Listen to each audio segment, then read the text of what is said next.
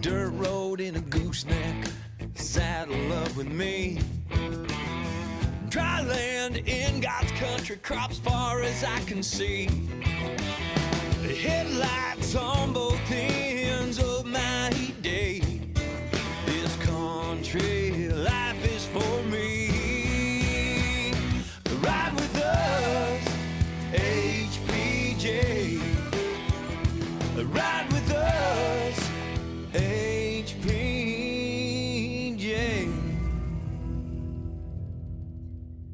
Well, good morning, everyone. My name is Jennifer Latsky, and I'm the Associate Editor for High Plains Journal. And welcome to this tailgate talk session of High Plains Journal's virtual Alfalfa U. You know, we know that some of our best learning at our U events happens when farmers get the chance to talk with other farmers. And that's why we're bringing you this very special session, Tailgate Talk, featuring our popular farmer panel. We're going to bring 3 farmers to the screen who are all raising and marketing alfalfa just like you.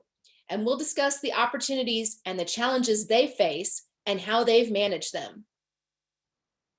Today, we'll also hear from our premier sponsors, Alforex Seeds and John Deere.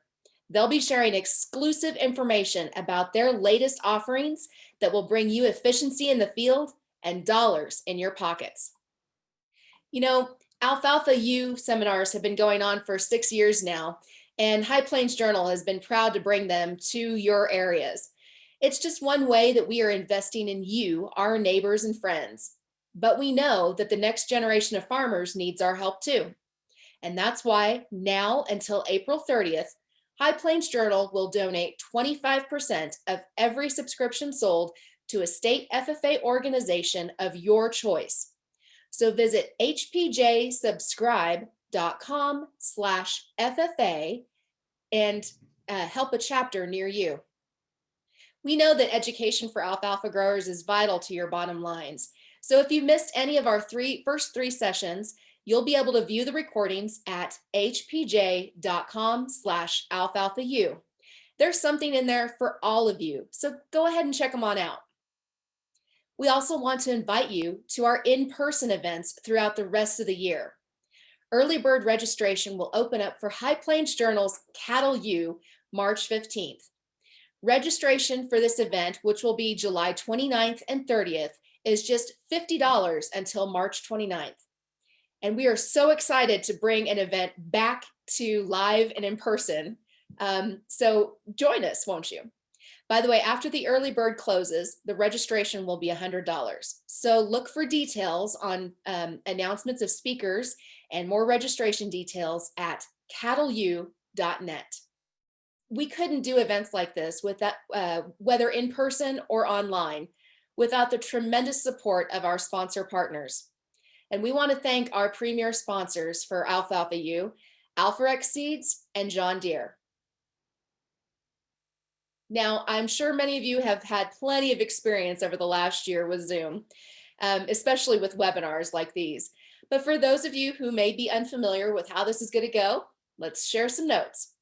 So first, we've already muted your video and microphones, and we ask that you keep those muted throughout the presentations, just so everybody can hear the words okay. We encourage you to ask questions at any time during the sessions. Just click on the chat button at the bottom of the screen, and a box will appear, and you can type your questions in there. We'll get to all of those questions during the Q&A segments that will follow each speaker's presentation. And now, it's my pleasure to bring to the screen a word from our sponsor, Alforex Seeds. And joining us is d.bastian, North America Sales Leader for Alforex Seeds. Wow, Doug. Good day. Welcome, Doug. It's been such a pleasure working with your team on Alfalfa U, this series of virtual webinars this year. So what are some topics or speakers that have jumped out to you over the previous 3 episodes? You know, as I think back to we had a lot of great topics. I think the last session here that we had with Dr. Dan Undersander, he had some great topics there that he had, and also Steve Norberg with both of his sessions. He brought a lot of good things to the table here that I saw. So we've been very pleased as a sponsor for Alfalfa U for many years, and we continue to look forward to its continued success, because what other place can you go to that has a lot of knowledge about alfalfa, brings a lot of good topics to the forefront, and allows people to take some of this information back to their farms and utilize it as well. So it's been fantastic. Well, thanks again, Doug. And we're going to roll your beautiful alfalfa from Alforex Seeds footage. And then we're going to bring Doug back to the screen so he can tell you about some of the exciting new work coming out of Alforex Seeds. So here's that video.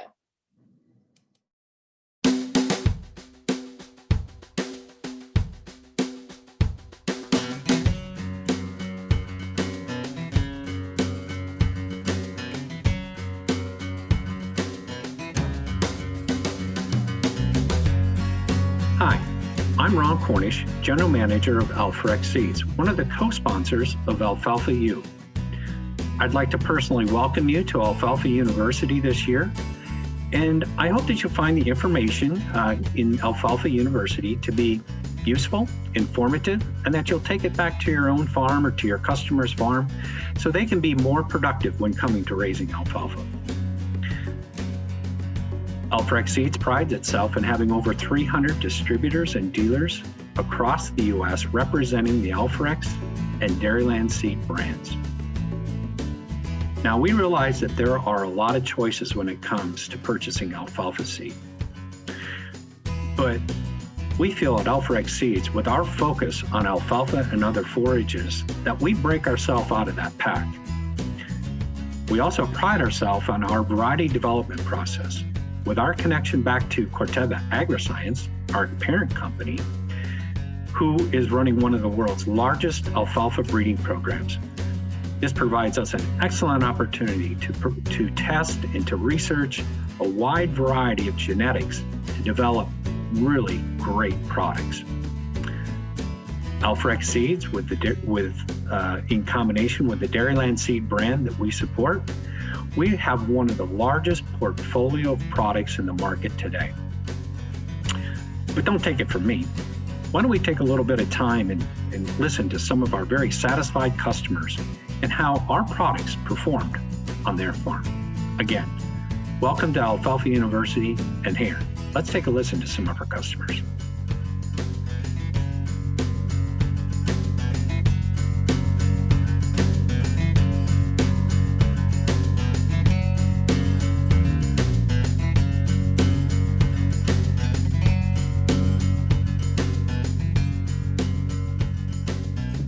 Justin Pitch stated, our dairy cows love Hygest 660. We green chop everything, and we like that it holds forage quality well after bloom. Plus, we like the fact that we can use lagoon water for irrigation without any effect because of its salt tolerance. It's the best alfalfa we have ever produced and would recommend to all producers looking for a boost in their operation.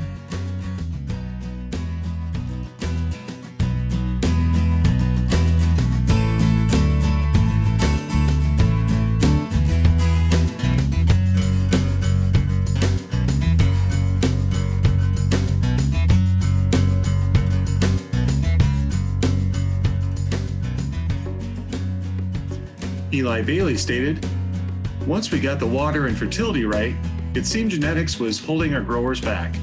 But as we have moved to varieties like 429, growers are getting more dairy quality hay and upping their yields too.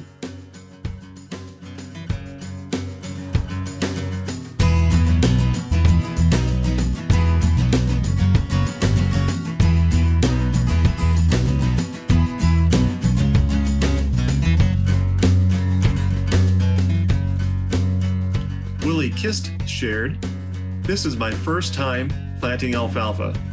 I chose rugged alfalfa for grazing our cattle, knowing that we had saline issues with the pasture and on average received very little rainfall. We are happy with how it's performing for grazing cattle in the first year with almost no rainfall.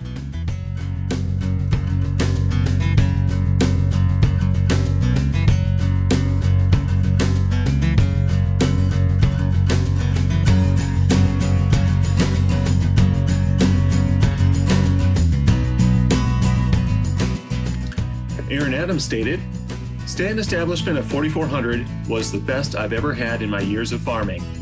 I was concerned with the hot, dry weather that the stand would not be as good as it turned out, but all in all, I am very pleased with the emergence and regrowth.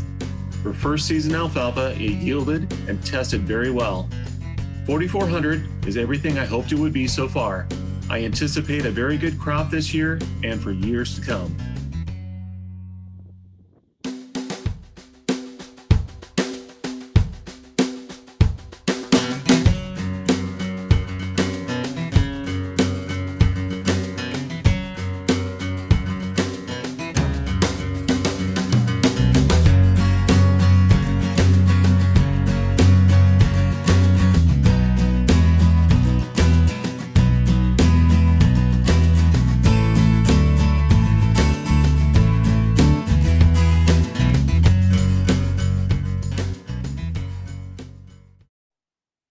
Well, and now coming back to the screen is d.bastian with Alforex Seeds. Doug, let's hear all about the new stuff coming out from Alforex.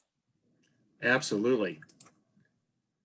Well, Alforex Seeds stands for Alfalfa and Forage Excellence. And I want to talk a little bit about today as far as who Alforex Seeds is, and then how drones are assisting in our alfalfa research program. And then I also want to talk a little bit about some of the alfalfa technologies that we do have. So, who is Alforex Seeds? Well, not only does it stand for Alfalfa and Forage Excellence, but we're your trusted source for premier alfalfas for today and tomorrow. We've got a lot of alfalfa and forage expertise that I'll share with you in a moment. We've got a very innovative product portfolio, and we're backed by Corteva AgriScience, which has one of the largest breeding programs in the world. And so we're very pleased by that.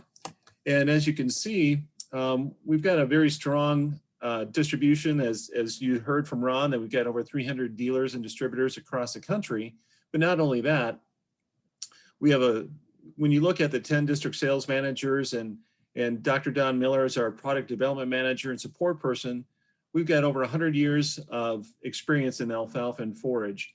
And so you can rely on these folks to answer your questions that you may have.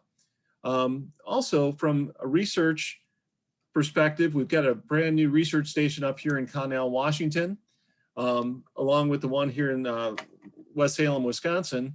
And the one up in Connell does primarily focused on dormant and semi-dormant alfalfas. So that's a brand new research station, and looking forward to getting some new products out there. The blue stars that you can see here are our distribution centers across the country. And part of our goal is to make sure that we can have product to our dealers and to our customers in a short period of time. So let's really talk about the drones and alfalfa research. And I feel very privileged because Corteva has one of the largest drone fleets in the US.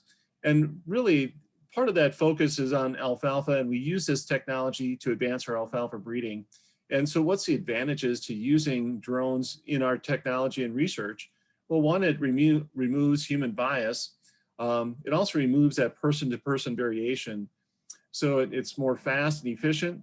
So one of the reasons I say that is, when you talk to the researchers, you can fly a drone over the plots and it can be done in about 15 to 20 minutes, where if you did it by hand, it was taking them several hours to do so. So it becomes more precise for its readings. And it also provides you more continuous quantitative data for plant height, canopy cover, and also just looking at the plants and the plots, which helps us for that selection and advancement of our product portfolios, and also for product characterizations. So this is just a good example. A few years ago, there's significant winter injury in some of our research stations. And by taking the drones, you can quickly see which plots survive very well. And you can look at those and say, which are the strong survivors? And it helps us to advance our program forward. We also use the drones in addition to some additional computer programs to look at making better advancement decisions. So sometimes what can happen is with the naked eye, and you're looking at the plots, you can see certain plots that have stronger densities than others. But over time, these programs help us make better decisions, saying, look, these plants survive, they produce more forage, which at the end of the day makes more yield, right? So what are some of the key characteristics that we use the drones for? Of course, for yield, for quality, for winter survival, cut recovery, fall dormancy, and standability. Next, I'd really like to talk a little bit about our alfalfa seed technologies that we have. And for us, Alforex Seeds has one of the most complete lineups in alfalfa. And that includes our high quality with our High-Gest and Harv Extra. We also have high ton, high salt, Hybrid Force, and Roundup Ready alfalfa. So as you look at the High-Gest technology, we know it's there for improved rate and extent of fiber digestibility. We've got a high leaf to stem ratio, more crude protein, and this technology came out in 2014, so we've got proven on-farm performance as well. And as you can see here in the photos, you can see a much higher leaf to stem ratio, and what we're seeing is about a 5 to 8% higher leaf to stem ratio, which also equates to a 3 to 5% higher crude protein, 5 to 10% less undigested fiber, and also 5 to 10% faster digestion, which means increased feed intake into that animal, which also means more meat and more milk by that animal as well. When you look at our varieties, I'm not going to go through all these, but these varieties were bred with a major emphasis on forage quality. And when you look at our varieties, the first digit is our fall dormancy, and you can see we've got a full portfolio for all the production areas throughout the United States. Our next category is high ton, which maximizes productivity for productive harvest and total seasonal yield. Again, we try to maximize that milk and meat per ton and per acre. And we'll talk a little bit about why the maximized heat units and conserved soil as well. So when you look at those growers who are aggressively managing their alfalfas, meaning that they're cutting at that 21 to 24 day, 25 day cutting schedule, this is the type of product that works very well. We have a fast growth rating on these alfalfa varieties. A typical alfalfa will recover at a rate of about 1.5 to 1.7 centimeters per day, but these high ton varieties have a minimum of 2 centimeters per day regrowth per day, which our fastest one is 2.26 centimeters per day, which means you have the ability to shave off 3 to 5 days between harvests to maximize seasonal yield if you so choose. And because it recovers so fast, it also helps to suppress weeds as well. Again, we have a full lineup in the dormant and semi-dormant lineup. And again, these major emphasis is on yield. So you saw the first one's on quality, this one's on yield. And our next one is our high salt category. And the high salt category reduces seedling loss during that stand establishment. We look at increased total farm yield because you're able to, where those hot spots are in the field, you're able to put something in there. As we look at the United States, you can see several areas here where the green dots are and the blue dots. Well, those are lower rainfall areas. And because of that, the water is not able to push those salts down into the soil profile very well. So we have some significant issues in those areas. And what can happen is you can get these hot spots in the field where you have higher electrical conductivity going through those plants or through those areas, not allowing those young seedlings to get established. So at an EC of 4 to 8, you have 75% seedling mortality. And then another way to put it is for every point, EC point above a 2 equals a 7.5% yield loss. And just because you have this hot spot in the field doesn't mean that it's not impacting other areas within the field as well. And as you can see through several cycles of research, we've been able to actually get ECs up to 20. And when you look at seawater is an EC of 35. So through, as you can see, through several cycles, we've come a long ways with this to help advance and get more yield out of that acre. Again, when we look at, we have a very strong portfolio in the salt tolerant varieties. And when we look at it, they tolerate germination, which is important. If you don't get germination, you can't get any yield. But also for those that are have been growing, we also have forage. They also can support that as well. We also have our hybrid force technology. We're up to the 4th generation of the MS Sunstra hybrid alfalfa technology. And hybrids have been known for their uniformity and consistency in their performance. And they're broadly adaptive and excels in a wide range of environments as well. And again, you can see that we've got a wide range of fall dormancy 4 and 6 products in that dormant and semi-dormant range with very strong winter survival scores as well. So make the switch, expect more, get more, and any questions that you may have, I'm ready to take them for you. All righty. Well, thanks, Doug. I appreciate that. It's always so fun and interesting to see what you guys get up to, and learning about the different varieties and everything. We've come a long way from my dad growing alfalfa just for home use. It seems like alfalfa has a burgeoning industry as far as our feed sector. And let's talk about as we get to everybody's questions. Let's get to by the way, as we get to everybody's questions, remember you can add those in the chat box at the bottom of the screen. Just click on that button and type those away, and we'll get to them. Let's talk top of mind for the customer today. Doug, what really is today's alfalfa customer? What are they looking for when they come to your sales representatives? Well, the couple things that are always important are yield and quality. Those are two on the forefront. And especially if you're looking for that dairy producer, they want that high quality alfalfa, but also it's becoming more important, survivability, right? Persistence in that stand. And we've had several years in the probably 2 or 3 out of the last 4 years that have had significant winter injury. And so we've had people saying, hey, what are we going to do? What do you have that can help us and support what we need to do?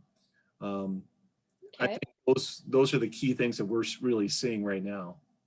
Speaking of winter survivability, we just had that Arctic blast in February. In fact, when we were starting our Alfalfa U series, we were a little worried about rolling blackouts affecting the first session. What do you hear from your folks on the ground as far as things that we should be scouting for now that we've seen some sunlight, now that things are starting to green up a little bit? Any advice for alfalfa growers getting into those fields?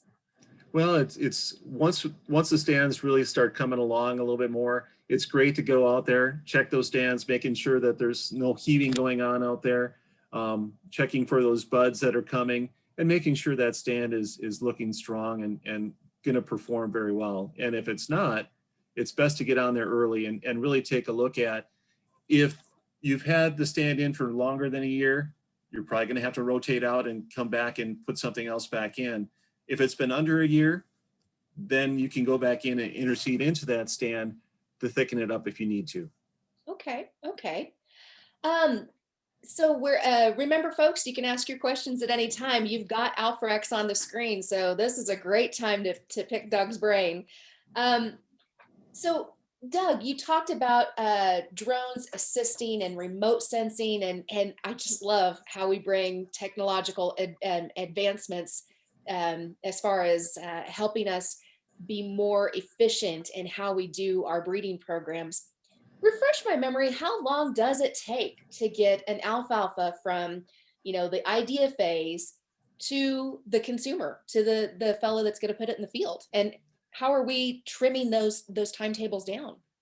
That's a great question. And typically it's taken about 10 years from the conception to bringing it to commercialization, just because it takes that long.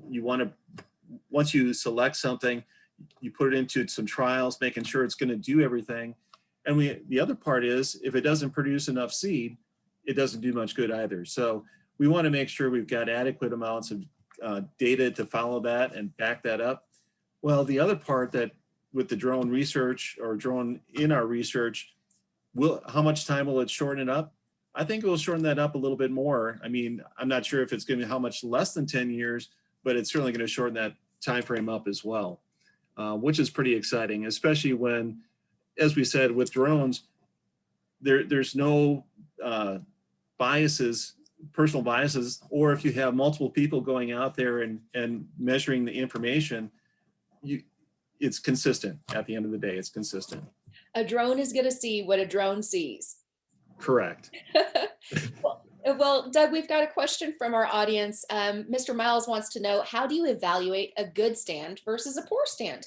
How many plants and stems per square foot are acceptable? Good question. Absolutely. That's a great question. So when we take a look at evaluating a stand, one of the things we want to take a look at is at least we look at, I would say more the new standard is the number of stems per square foot. And what we want to see is at least more than 39 stems per square foot would be the ideal candidate as we move forward. Sometimes it equates, depending on how old that stand is, the younger that stand is, there's going to be more plants per square foot. And as those years go on, there's of course less plants per square foot. So they really take a look at the stems. Okay. Question. So, Doug, we're starting to see a lot more people that are looking at alfalfa as a crop to grow in their rotations. And in fact, we're going to hear from one of our farmers who uses alfalfa in a rotation with many crops, partly because of its soil health potential, the ability to fit a role in carbon capture and all of the buzzwords that we are hearing in the last 2 months or so. So maybe talk a little bit about what those new people need to understand about alfalfa and maybe about alfalfa's role in soil health. Sure. Well, I guess what I would say is alfalfa's role in soil health is manyfold. Number one is once that alfalfa stand really gets established, those roots go down very deep. We've seen roots go down as deep as 40 feet. So what that means is that it's allowing those moisture to get down into the root profile. It's also allowing, because of the amount of branch roots that go in there as well, you get a nice fibrous or a better profile. The other nice thing it does is provides nutrients and nitrogen for the following crops. A lot of times if you're putting corn in or maybe wheat or something else following alfalfa, it does a great job as far as providing additional nutrients for those future crops as well. Okay, good. Well, we heard a little bit about some of the genomic advancements that are in the pipeline and that are exciting alfalfa breeders. Maybe can you pull back the curtain just a little bit and tell us what Alforex is kind of, seeing on the horizon for alfalfa growers? Well, I think is what we see on the horizon for alfalfa growers. I mean, things what I can say is that as we continue to look at water use efficiency, I think is a huge topic that people need to consider. And again, continuing to look at more advancements on the quality aspects of the species as well. Okay. Well, I'm excited. If you can't tell, of course, it could be the caffeine too, Doug. Who knows?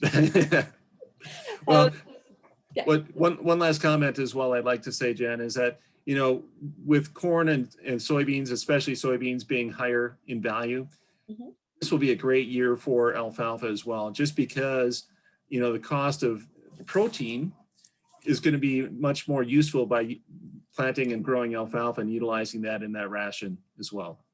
That is something that we heard from one of our speakers in session 2, and I think session 1, and I think we're going to hear more of that. We're going to talk a little bit more of that in the farmer panel later on. So stay tuned, folks. Don't go anywhere, because we're going to hear from John Deere next, and then we're going to bring our farmer panel on. Well, Doug, thank you so very much for joining us today and letting us see what's going on with Alforex Seeds. And of course, thank you as always for supporting our Alfalfa U events. Absolutely. Thank you, Jen. Thank you. All righty. Well, it looks like we're going to move on now. And I'm going to bring to your screens a word from our other premier sponsor, John Deere. Now you can get more from your mower conditioner with John Deere 0 Series mower conditioners. Cover up to 10% more acres per hour with the wider cutting width of the C500. This lets you hit tight harvest windows and increase your productivity. The John Deere 0 Series mower conditioners feature side pull and center pivot models with a wide range of cutting widths to meet your needs. Mow with a wider range of tractors and handle hills easier. Use less horsepower and fuel thanks to the lighter weight of the redesigned C400.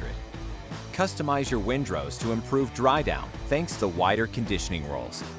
Width of the windrow is critical to dry down, and the C400 lets you put down windrows of up to 133 inches wide. Many John Deere 0 Series models give you the ability for wider windrows thanks to the forming vanes. This lets you preserve hay quality while giving you more time to bale before Mother Nature strikes. In addition to quicker dry down times, you'll speed up knife replacement. With quick change knives, you can cut time changing knives in half. With the simple tool, you're able to change your knives out in minutes and return to cutting, helping you maintain the best cut quality. You'll also get more choice when it comes to conditioning your crop. The wide variety of models in the 0 Series let you match the conditioning options to best fit your crop and operation. For grasses and grass legume mixes, our economic impeller options fit the bill. The urethane roll is excellent for thicker stem grasses, cane, or legume crops.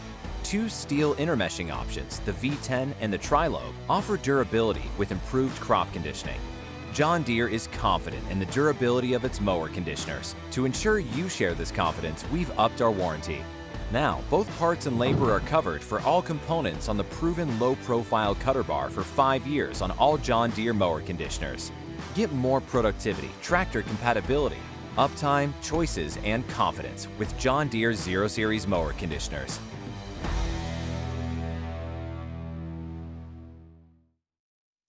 Well, now joining our screens is Chase Milem, Marketing Manager for Hay and Forage for John Deere.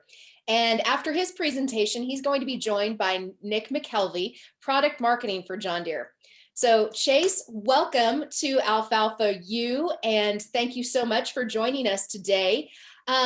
What's new and exciting from John Deere? Tell us all about it. Great, thank you so much. And I'll share my screen here for a presentation. Okay, so yeah, thanks again for joining today's event, and thank you for giving me some time to talk to all of you today. John Deere, of course, wishes we could be in person. Chase, yeah. We're not seeing your screen just yet. Okay, let me try sharing that again.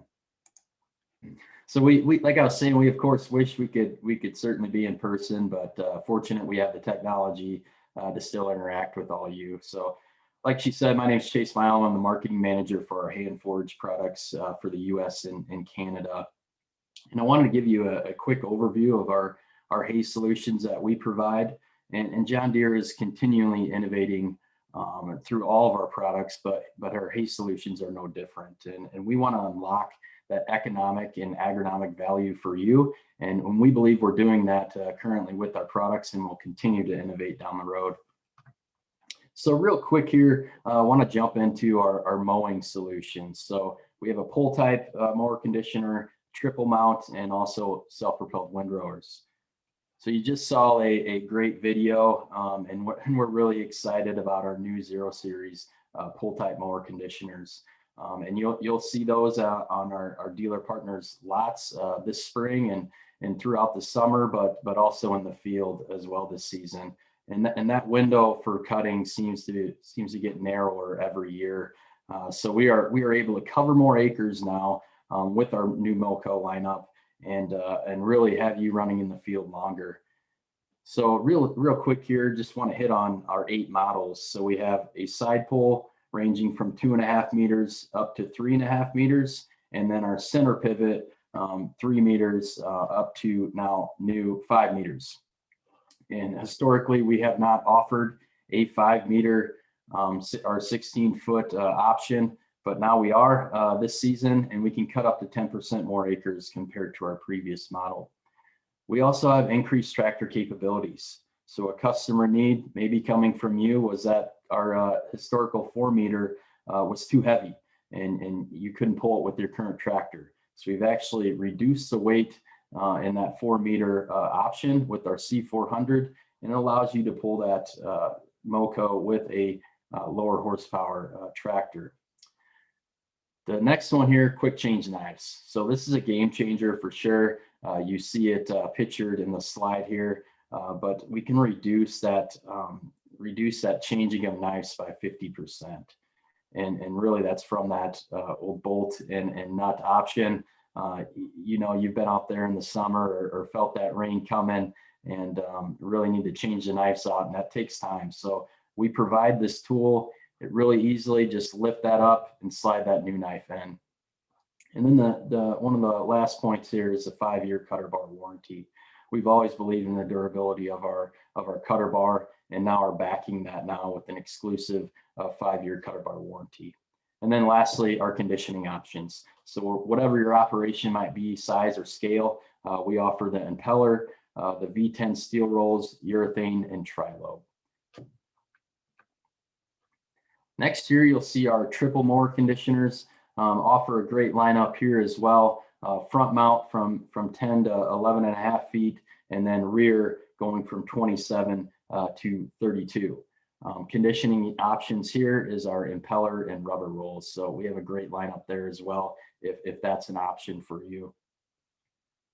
And then our windrowers. So our self-propelled windrowers, we have a W200 series that ranges from 235 horsepower up to 260 horsepower.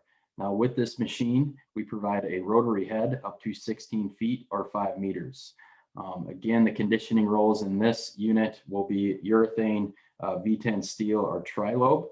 And if your operation needs it, we do have draper capabilities up to 36 feet with this machine.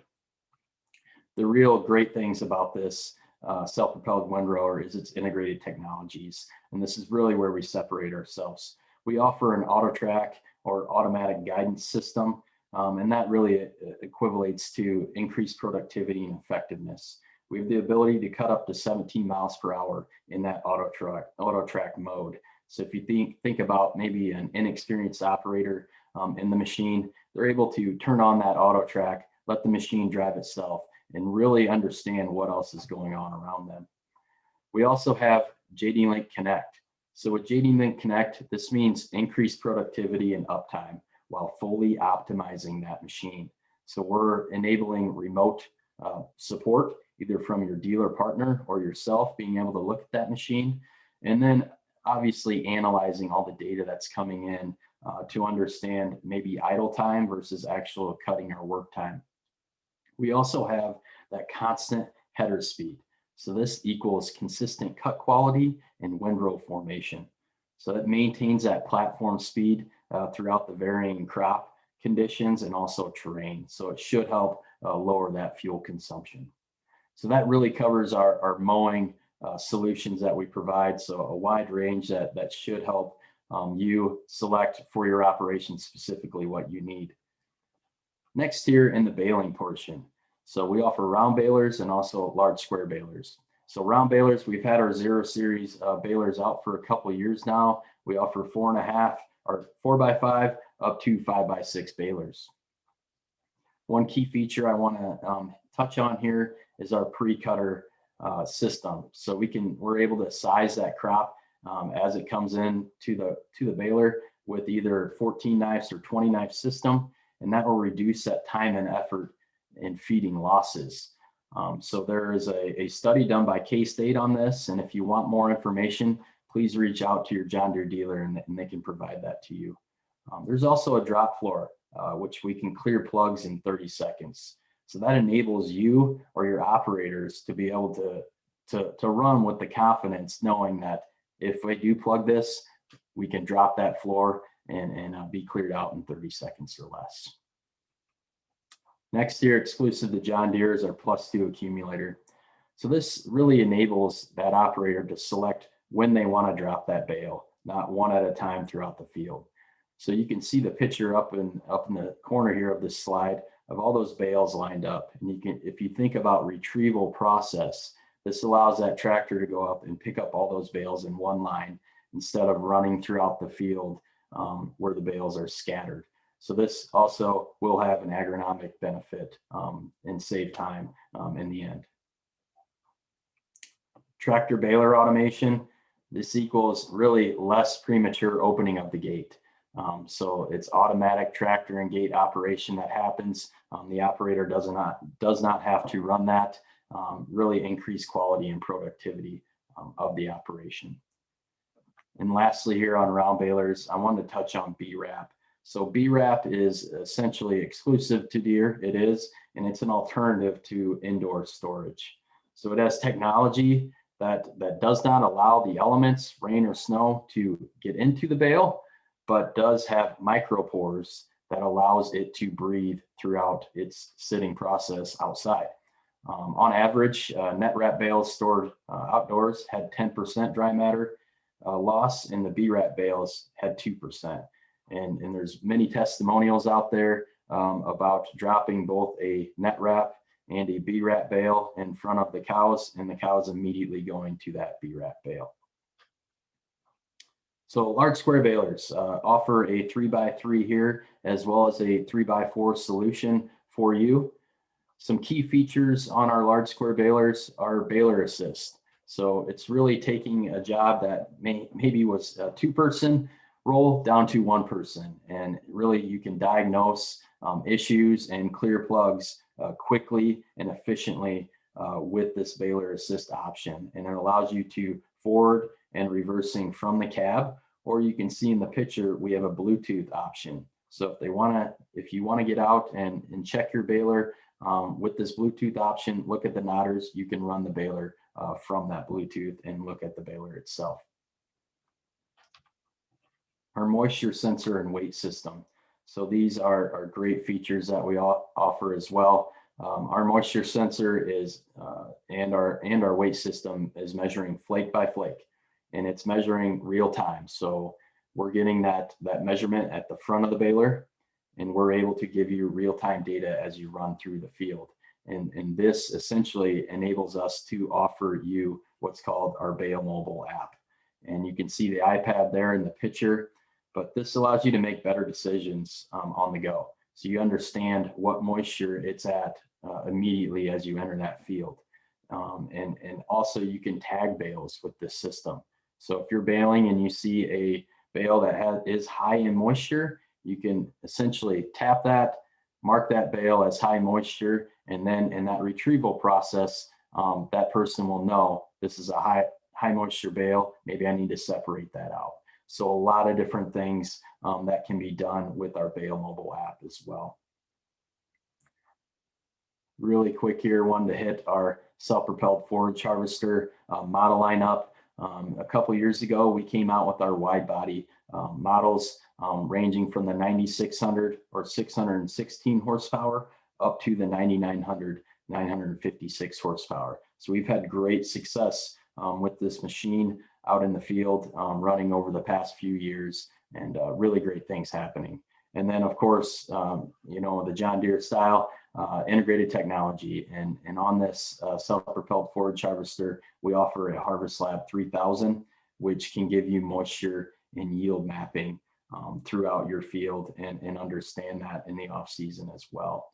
So again, just thank you. I know that was quick, but wanted to give you a quick rundown of our hay solutions, and appreciate you and everything you do out there. All righty. Well, Chase, thanks so much for that. Again, the engineers that put all of this together, I tell you, we should send them flowers or a quiche or something, because they are some of the smartest, brightest minds that we have in ag, aren't they? You bet. But that all stems from listening to our customer needs and these people on the phone today. Yep. Well, let's bring Nick onto the screen and let's talk some questions. Remember, folks, we want to hear your questions. You've got the John Deere guys right here in front of you, so now's the time to pick their brains. Chase, I'm so glad that you talked about the pre-cutter system, because we actually had Mike Brook on in session 2 of Alfalfa U, which the video of that is now available at Alfalfa U on our website. That's hpj.com/Alfalfa U. So Mike Brook is going to be, he spoke about that research into pre-cutting those bales. Might just tease it a little bit. That actually improves our feeding efficiency, doesn't it? Yeah, 100% in the processing time that it takes. So yeah, we've, K-State did a study on that and really has some good information that our dealer channel has. And Nick, I don't know if you want to add anything to that. No, I mean, you've covered just about everything just as well as I could. But yeah, we've done multiple studies over the last several years to understand the differences between pre-cut and non-pre-cut hay, and then the ways that cattle will veer towards one or the other, just to understand, hey, is this worth it? Is this not? And every time it's supported it. So it's a really interesting new feature that we've got that helps folks out and reduces a step in the process too.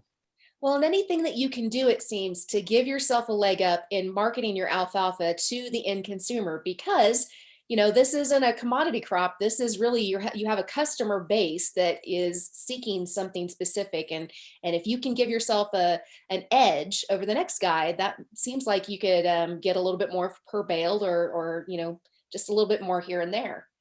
Let's talk about the future needs of the John Deere operator, the farmer operator. We're hearing a lot of, about climate smart agriculture and how that's going to fit. And I know that you can't tell us everything that's in the pipeline, but could you peek back behind the screen just a little bit and tell us what are some things that you're hearing from farmers that they're thinking about in the coming years? Yeah, of course, and I think data is the big key message here.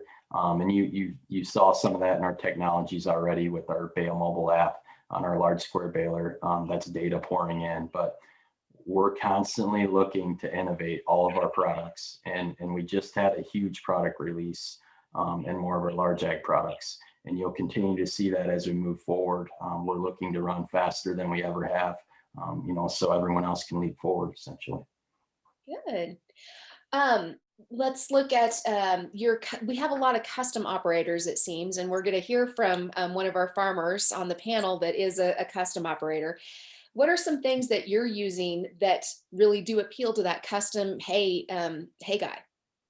A lot of it's just understanding our customers. I think, of course, huge companies like John Deere, we strive and try to understand what the customer needs are.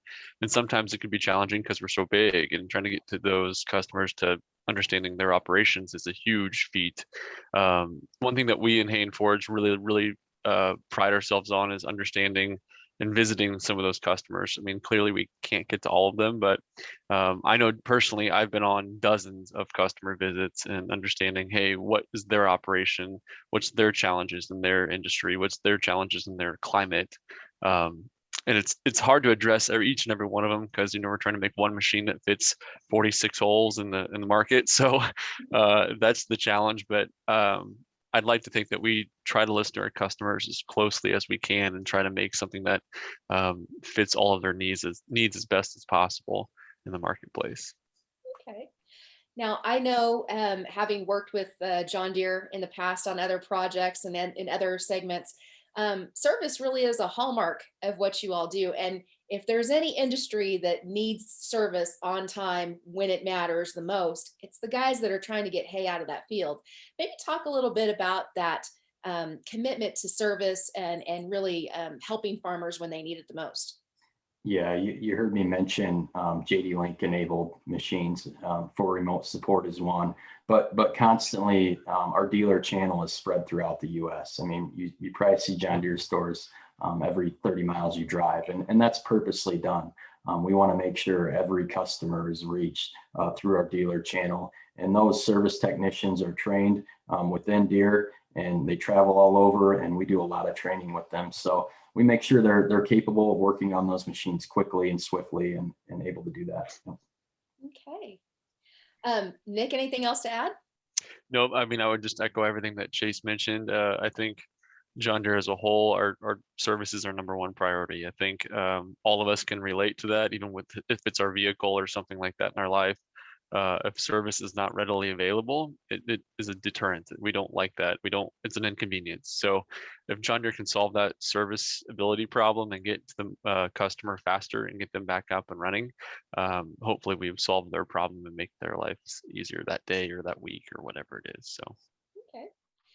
So we know that labor's an issue with our farmers, just trying to find somebody that can be steadily and reliable and help us get the crop in the field and get the crop out of the field. And I saw that there are quite a few advancements that you have that can help us with labor, as far as either reducing the number of people that we have to have in the field, or even simplifying the job so that we can help our folks that are new to farming and understand exactly how to operate the equipment. Could you guys expand on that a little bit more?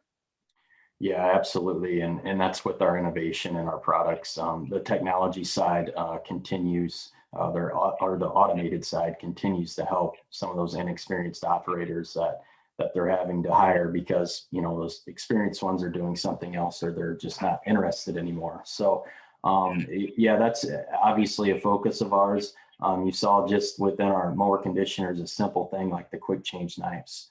Instead of the nut and bolt, it's just a simple tool they can use to change that knife out quick.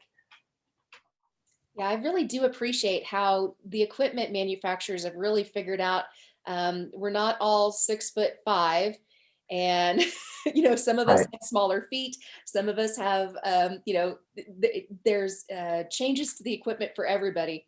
I think the first time I got in a piece of equipment that had the foot pedals were placed a little bit more narrowly for a woman who was shorter, I thought, man, you guys are really getting it. Yeah, no, absolutely. And I mean, you mentioned it earlier, any little bit you can gain is helpful, right? And that's what we're constantly trying to do is help them unlock any economic and agronomic value that's still there. Okay. Well, folks, one last call for questions, and then we'll let these gentlemen go. Any final thoughts, Nick and Chase, on how exciting it is to have John Deere equipment out there and what it can do for you? Just appreciate the business if you're working with us currently, and if you're not, we'd love to have you on board with us and the John Deere team. So just thank you for everything you guys do. Did we lose Nick? We might have accidentally lost Nick. Yeah, that's okay. Well, it's nothing if not, we do have a question coming in. And I love it when they come in at the last minute. With the new administration trying to transition away from fossil fuels, are there any innovations with electronic tractors? And this is something that we heard out of Commodity Classic a little bit. So maybe expand on that. Yeah, again, can't expand a ton, but looking to innovate as much as we can to meet the customer needs, and fossil fuels is on the brink, and we know that's a hot topic. So we're always looking at another level, of course. Okay, so essentially, caller, stay tuned and Right. keep in touch with your local John Deere dealer and ask those questions of them. Yep. It looks like we have Nick back on the screen just in time for me to say thank you, gentlemen. Sorry about that. You know what? It just it's one of those things that also brings to mind that we're going to need so much more infrastructure when it comes to our broadband industry, right? Yeah, That's correct. If anything, 2020 has proven we really do need that infrastructure. So glad to have you on, and thanks, gentlemen, for all you do for farmers and ranchers, and thank you for sponsoring High Plains Journal's Alfalfa U.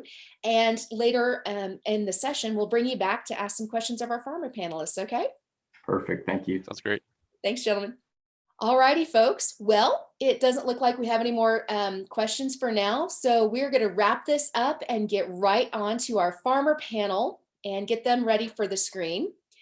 And while we do that, we know that there are a lot of you on the line that are joining us from your homes with your families watching.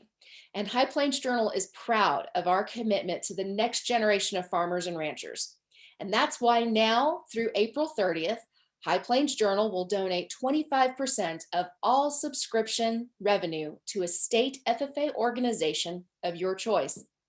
Visit hpjsubscribe.com/FFA now through April 30th to help FFA members and your local communities with your subscription dollars. And be sure to mark your calendars for our future U events coming live and in person in 2021. Our HPJ Cattle U and Trade Show will be July 29th and 30th, and our brand new Farmer U will be coming out in August. And both of those will feature more opportunities to learn about alfalfa.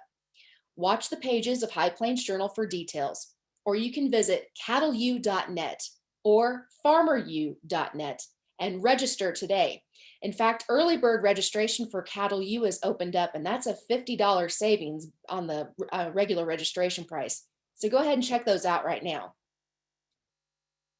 All righty, well, now coming to your screens, it is the highly popular farmer panel. And I tell you what, every U event that we put on, we get more feedback about the farmer panels than anything that we do. And I think it's because farmers really like to learn from other farmers. Well, joining us today to share their thoughts are Andrew Eddy, Operations Manager for RNH Farms in Moses Lake, Washington on the Columbia Basin. Andrew is also Vice President of the Washington Hay Growers Association. Andrew farms a mix of alfalfa and grass, mostly to export, and some domestic customers as well. And this second generation farmer works with his dad to also custom hay about 8,500 acres. Darren Eck of Eck Ag Services in Kingman, Kansas is joining us today fresh off of spring calving season. And Darren, bless your heart, if there was ever a spring calving season Hall of Fame, I think you'd probably be in it after this winter storm. This cow-calf producer raises a rotation of cotton, milo, wheat, and alfalfa. And the family also operates a retail chemical and fertilizer business. The alfalfa that they raise goes to customers in the East, and it's a cash crop that also helps with his rotation for his commodities as well. Darren is 100% dryland, and the alfalfa helps the following cotton and milo crops in his rotation. And finally, joining us is David DeHaan of Revolution Soil and Seed in Fort Lupton, Colorado. David and his family operate a 5,000 head dairy and raise alfalfa for that cow herd. Additionally, through their seed business, they match farmers with forage and alfalfa varieties to match their needs. All righty, gentlemen, welcome to the screen, and I'm going to go ahead and have you all share your or start your videos and open up your mics if you'd like. All righty, gentlemen, well, welcome, and I'm going to start off by having you give us each of us a little bit of a visit behind the scenes just a little bit, and starting off with Andrew. Andrew, tell us a little bit more about your family's operation. Good, yeah, happy to be here. Thank you for having me and entertaining me here. So yeah, we farm up in, as you said, we farm up in the Columbia Basin of Washington State. We have a readily available source of water, comes out of the Columbia River. A lot of irrigation projects have happened up here, so that helps us to be pretty productive with the crops that we have. Here in our county, it's actually the #1 potato producing county in the world. So we have to compete with that for forages and things like that. But we try to do the best we can with that. As you said, most of our crop is exported, whether that's going to Japan, China, Saudi Arabia, the Middle East, anywhere overseas. That is a majority of business around here. The domestic market is still pretty heavy for feed stores locally, whether Washington, Oregon, Idaho, and up into Canada. But yeah, that's kind of it. So we're here. So we're happy to live where we do and happy to farm with what we got. All righty. Well, thanks. Darren, you're next. Give us a little bit more of an insight into your operation and how was spring calving? Oh, it was a little chilly this year. Most of our herd calved in February when it was really cold. So it was an interesting change from 30s and 40s, to say the least. But we run a cotton, milo, wheat, alfalfa rotation on our farm. We are in a little bit of a drier area, so it works. It seems like cotton and alfalfa both are handling the weather that we get here better than most other crops around, it seems like, for us. We also have a retail chemical business. We sell to local farmers here within about a 50-mile area of our farm to help kind of supplement the farm, to have a little off-farm income coming in from another stream. We also have a cow-calf herd, as you heard, and we got into the retail meat business here just this year with COVID. So instead of giving our fat cattle away in May, we decided to keep them and sell them individually. So that's an interesting new area that we're diving into and hope to expand it. Our alfalfa, we're increasing some acres there too over the last 2 years. It seems like, I mean, this year with the commodities going up, you know, everything looks great. But in the past 3 to 4 years, alfalfa and cotton were really the only thing, you know, that were shining on our farm. Those two together were neck and neck, and we're very consistent. You know, good times are great with them two crops, and you know, rough times they hang in there, and they really help hold the farm together. A lot of our hay we send back east to different customers. The poor quality stuff stays here with the feedlots, and then the really poor quality stuff, the test bales and the wet bales and some of the dry bales, they just go into our cows. So it's very handy to have a little bit of diversification, you know, to get rid of some of that different hay. And I think you're going to see a lot more of that diversification going forward. I really do. Yeah, I think it's something that every farmer is going to have to. You have a few different crops in the arsenal to you know, keep things moving forward. Well, David, give us a little bit of peek behind the scenes. How's that dairy going? How are things out that direction?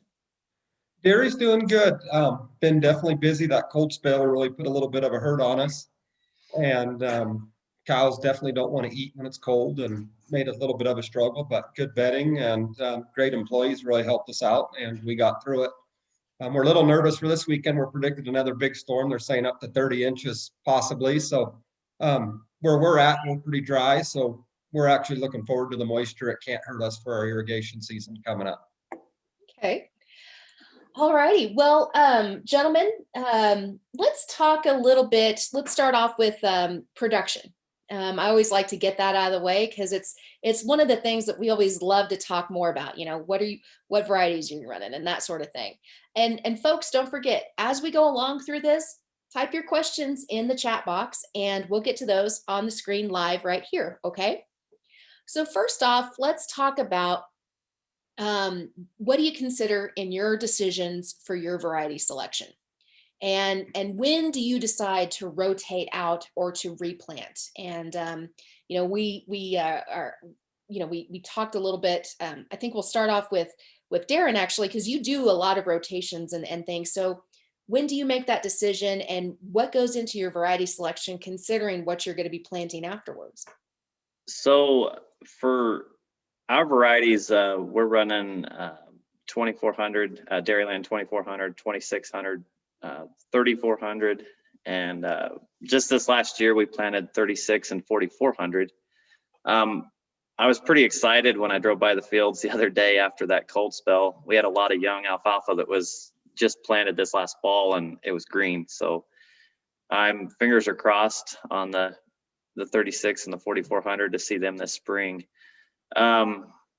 You know, one of the biggest things for us is herbicide, you know, keeping that crop clean every year, and the grasses, watching those grasses in, you know, in the mid to late summer, that really extends us out. You know, we try to get 8 years, and then once we start getting the grass getting into, you know, kind of taking over to where even a couple chemical applications can't keep it down, you know, it ends up being more cow hay, and we like to get out of that. We're 100% no-till, so we do not work our alfalfa fields after we're done. And in the last few years, we had a dry, I think in 2017, it was dry in June a little bit, and it was very impressive, the cotton, how it held on. And I don't know if it was, you know, both cotton and alfalfa are so deep rooted. I don't know what caused it to hold on, but it was pretty impressive how well the cotton followed the alfalfa. And it had been, I think it would have been alfalfa 2 years prior. So it had wheat on it, and and then a milo crop and then a cotton crop. So I would say that, that to get to that 8-year mark, herbicide is our biggest thing before we rotate out. And then we watch the RFB. If we can't get, something over 140 or 50, which is pretty easy bar to cross, off of those fields, we definitely cut them out, because we do not like to, be in that 140, 150 range. There's too much hay on the market to make money trying to sell that type of hay. So we like to be at that 175 at a minimum with our hay fields on, to make them pay. Okay. Well, now, David, I know that you actually market alfalfa and forage crops and seed, right? You market that to other farmers in your area. So first, same question. What do you look for in a variety? What do some of your customers look for in a variety? So we're probably a little bit different than most commercial growers. I mean, our biggest point is we're looking for quality with the cow herd. And that's why we found the biggest struggle is finding a consistent supply of quality alfalfa that we can feed day in and day out. And speaking to the RFV side of things, I mean, we want to be 185 to 190 plus for anything we're going to be putting into our dairy cows. Everything else we consider low grade heifer or dry cow feed. So qualities always are definitely number one issue. We're looking for varieties. We've played a lot with some of the Harv Extra varieties and didn't really have great success with those. We're actually going back now to some of the AFX 460 and a few of those other varieties. Just really wasn't impressed with what we saw out of those. The other thing we do is we turn our stands over and we're seeing less than 5 dry matter tons an acre on those stands. It could be sometimes 4 years, sometimes 5 years. We're turning pretty quick, but we're also really aggressive on our cutting windows as well. We're going to be cutting 24 to 28 days throughout the summer. So for you, you're balancing the cost it takes to put that new stand in versus the returns that you've got on an older stand that's got diminishing returns, and you're not making it go farther than it should. Exactly. And we have, so we run through our seed company, we run a lot of small grain forage crops as well. And so we're rotating right into certified small grain crops. And so that's we have to make sure we have enough seed to sell to our customers, and we're shipping seed across 10 different states. So it works out fairly well. Okay. All of our alfalfa we produce does stay in our own herds. We don't market any alfalfa. Right. And, that's because, and you're looking for that high quality because your end point or your end product is that milk. And we know what, good stuff going in means good stuff coming out, right? Yeah. And you guys hit on this a little bit earlier this year with the proteins market really running up. That high quality, high protein hay we're going to be worth its weight in gold this coming year. Okay. And we'll get to that one here in a little bit. But before we get off this subject, Andrew, you do a lot of exports and you deal with a lot of export customers. You also run some alfalfa with a grass crop, an alfalfa grass crop mixture. So what do you look for in your variety selection, knowing A, of all your end consumer overseas, and B, of all, what works well with that alfalfa grass mixture? Yeah, so for us, we're kind of heavily split between, for most years, we're heavily split between alfalfa and grass. So for us, the State Hay Growers Association actually works with WSU to produce variety trials. So we use that as kind of a loose guideline. We consult with our field salesmen and our agronomists to find out kind of where we're at. And then we kind of course, just do the neighbor test, what's our neighbor doing? How are they doing it? Things like that. And then we also,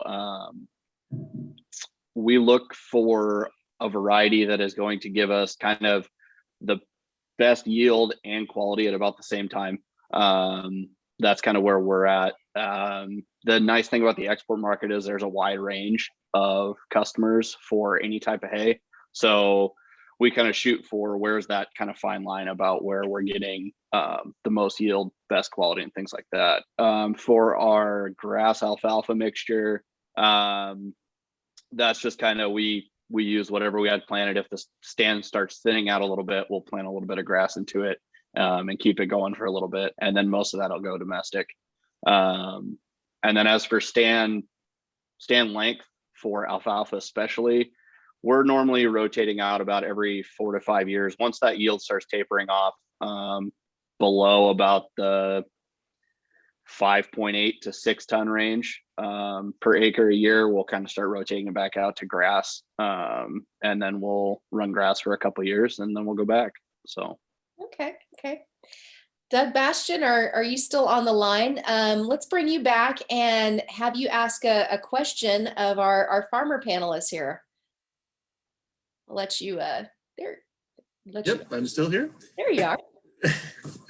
So as you are considering your alfalfa stands and length of time and so on, what's the most important to you as far as when you're out there selling the alfalfa? Are you still looking at selling it on relative feed value, or are you starting to look at other measures to sell your alfalfa on, like relative forage quality or something else? Well, and let's start off with David. Yeah, in our area, we don't sell any alfalfa. We're actually a large purchaser of alfalfa still from our neighbors and other people in the area. And RFV is still kind of the gold standard in our area. We do look at TDN, but I'd say most of the hay trades off of an RFV standard, dollars per point or whatever number you can come up with. Okay. And Darren, you've got clients out in the East. So what are they looking for? Yes, we're mainly RFE still out there. They like to have a non-GMO test if some of them do. But it's mainly RFE is what they're basing it off of. Okay. And Andrew, any special requirements, especially for your overseas clients? No, I think it used to be up here for export. It was $1 a point for RFV. They still kind of pay attention to RFV, color quality, leaf retention, things like that, kind of the big deals, protein content, and then just overall digestibility. So that's kind of where we're at with that. So when you're out there selecting the products that you're going to purchase going forward, what goes into that decision-making process? Let's start off with Darren. What are you looking at when you're making that purchase? We're looking, for something that's got a little winter hardiness, and our weather, we go from so wet to dry really fast. Usually within a cutting, will be really dry. So watching those varieties that can handle Kansas weather, going from really hot and dry to having the moisture and being able to snap back into shape. What's impressive with what we've seen with, the Dairyland stuff is its ability to snap back in August after, really setting it idle the whole month of July. Is pretty impressive what it can turn out. Some Julys we won't even cut our hay. It just, it's too hot and dry because we have one irrigation well, and it's, we have trouble finding water for our cattle. So, weather or, how it handles the diverse temperatures and the moisture in our area is what we mainly look for. So that reminds me, okay, gentlemen, I'm good. It's a poll time. Okay. You just raise your hand. How many of you guys deal with salinity in your fields and you need to handle that with alfalfa? Show of hands. Salinity problems. Okay.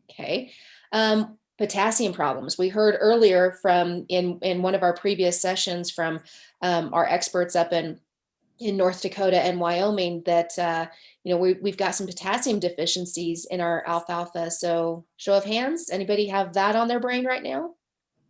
No, not yet. Okay. Okay. We use a lot of our dairy compost in on all our farms, and we farm in Wyoming as well. And we haul compost up to those farms just to deal with some of those issues. Okay. So a low rate of compost on our farms really helps for our P and K needs on the alfalfa every year.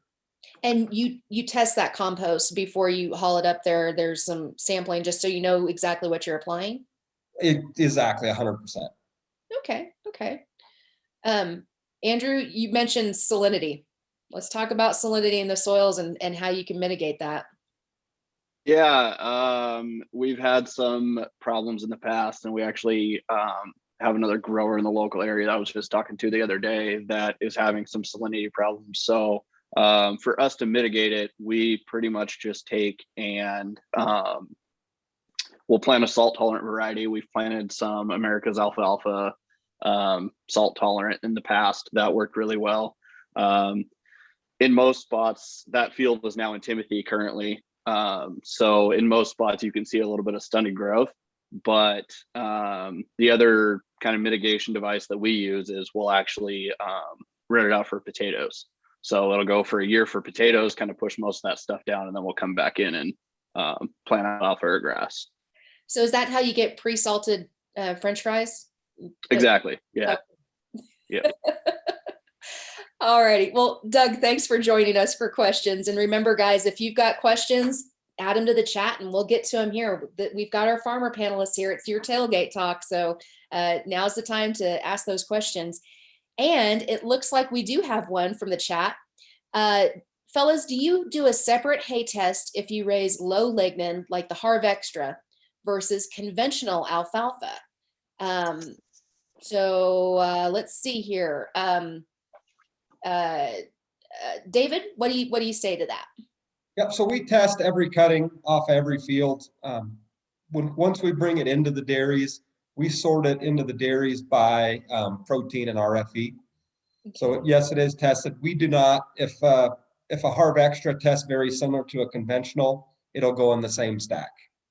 Okay. Okay. As long as it's close. So we kind of sort our hays 4 different ways. We sort it a dry cow heifer hay, a low quality, a mid quality, and a high quality. And wherever the Harv Extras fit in those ranges when it's harvested, that's where we will stack it with. Okay. And Darren, how about you? If you were gonna raise a variety like a low lignin Harv Extra variety versus a conventional, are you doing separate hay testing or do you just test them all and sort them out? So we do similar to David. We test every field, every cutting, sometimes multiple. Our hay varies across the field quite a bit, so we'll test 2 or 3 different sides of the fields. But as far as keeping it, we'll look at the test, but we don't have much experience with the Harv Extra varieties at all. Okay. And Andrew, same question. We've planted some GMO alfalfa in the past, like Harv Extra. We ran it on a field that had just kind of some pretty bad weed problems. That mostly went domestic, but for us with export, we try to steer away from a product like Harv Extra just because of restrictions heading into other countries. We don't, China does not accept it. So we kind of try to make sure that we leave all our, options open for where things need to go. Okay. All right. So it looks like we're getting some good questions here from the audience. We've got one viewer that wants to know, they're looking at irrigating investments and irrigated yield versus dryland yield on average. And I know that Darren, you're dryland, but David and Andrew, you both irrigate. So let's talk irrigation first. Andrew, you've got the screen, so we'll start with you. Oh, perfect. So yeah, for us, for alfalfa on average, we're probably about 7.5, 8 ton to the acre. In a good year, we'll normally get about four solid cuttings up here a year. There's guys that go for 5, whether it's dairy or whatnot. And then our cutting schedule is about 30 to 35 days roughly. So you're probably looking at 7.5 to 8. And then as for, compared to the investment, depending on what you have to put in. Luckily for us, since we're on the water project, it is cheaper for us to operate rather than anything that's on wells. It's all about just cost efficiency. Especially in a year like this year, it's going to definitely be about cost efficiency and what you can do to get the best out of it. If you can justify it, then for sure. Okay. David, let's go to you on the irrigation front. You also run a little bit of irrigated and have some dry land as well. Pros and cons. On our side, we're in a desert, just like most people in the Western US. And so for alfalfa, we wouldn't be able to grow alfalfa if we didn't have irrigation where we are at. We would maybe get one cutting a year.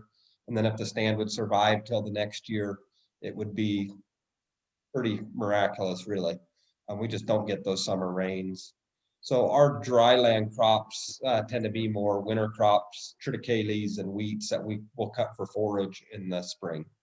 Okay. Now, Darren, you're all dry land, right? Yes, irrigated, we have a little bit of irrigation, but mostly dry land. Yes. Okay. So but tell us a little bit about your yields on pros and cons. So the dry land is last year we had a lot of rain in July, so I wouldn't hang much on last year's yields. We were 5 to 6, which is good for us on the dry land. Typically in our area it's a 4 to 5 ton on dry land, which is still beats in our area 30 bushel bean crop or 50, 60 bushel wheat. Those are kind of some averages in our area, what you could expect, or like a dry land corn would be 70 to 80, maybe 100. The irrigated, it seems like it's maybe 6 to 8 depending on the soil and the area and how good of water you have, if you have enough water underneath it to go. But it definitely, the dry land alfalfa, even with those, if you can get into the dairy, the 175 plus RFE hay, the 4-ton yield still does the trick here. Okay. David, we've got a question. How much compost are you spreading per acre in general? In general, we'll soil sample all of our fields at the end of every fall, and then that'll determine what we're going to be spreading in for compost. We will not go in and spread anything less than 2 tons, and our highest rates are 6 to 8 if the field's pretty depleted. So we're going to get roughly 40 pounds of K per ton of compost we're going to spread, and we'll get about 70% availability the first year. And then on the P, we'll get about 13 pounds per ton with a 90% availability on the first year. Okay. That brings me to the next question, fertility programs. So we've heard a little bit about David's. Andrew, what's the fertility program that you have for your alfalfa? What are you looking for? Yeah, we just try to keep up with our P and K inputs, a little bit of sulfur, just because of our soil. And then we'll focus on micros as well. The micros are pretty good up here in the basin, but we'll try to hit kind of that whole plethora. Normally we guys up here normally on alfalfa spread in the fall. Some guys will spread dry in the spring, and then there's also we do a couple manure programs as well, because we have a lot of local feedlots, so we have a readily available supply. So that's kind of where we're looking at. Okay. You mentioned micros are pretty much okay up that direction. What is a common deficiency that a lot of you and your neighbors have to really focus on? For micros? Sure.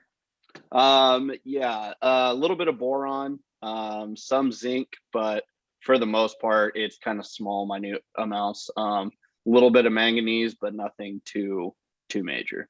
So okay. Just a little maintenance program. Gotcha. Darren, same question. What's your fertility program look like? And I imagine with all the different crops that you're rotating in and out of, that there's some benefits from one crop to the next. We've talked about how alfalfa helps the next crop, but there's got to be some give and take, right? Yeah, most definitely. What we've noticed is the our potash needs with cotton and alfalfa are huge. We do have high K soils mostly, but we're adding every year, trying to, put back what we remove. So up until about 2 years ago, we've been using chicken litter. 1.5 tons to 2 tons of chicken litter, per acre on our dry land. It was not available here the last 18 months. It's been hard to get, so we went back to dry. And with the dry, we're supplementing.